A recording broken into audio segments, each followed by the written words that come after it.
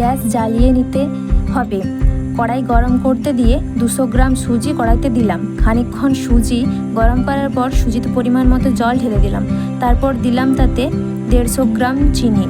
চিনিটা আপনারা আপনাদের পরিমাণ মতো দেবেন। সুজিটার জলটা যতক্ষণ না মরে আসছে ততক্ষণ জাল দিয়ে নিতে হবে। যখন দেখব শুকনো হয়ে এসেছে, যাতে মন্ড করা যেতে পারে, তখন সুজিটা গ্যাস থেকে নামিয়ে নিতে হবে।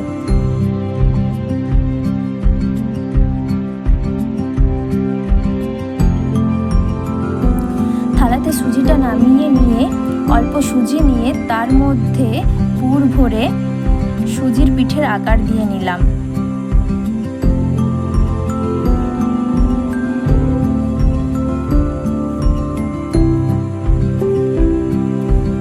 তারপর কড়াইতে তেল গরম করতে দিয়ে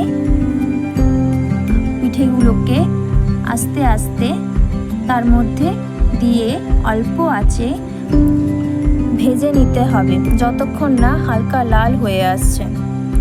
আর এভাবেই তৈরি হয়ে গেল আমাদের জেঠিমার হাতের সুন্দর সুজির পিঠে।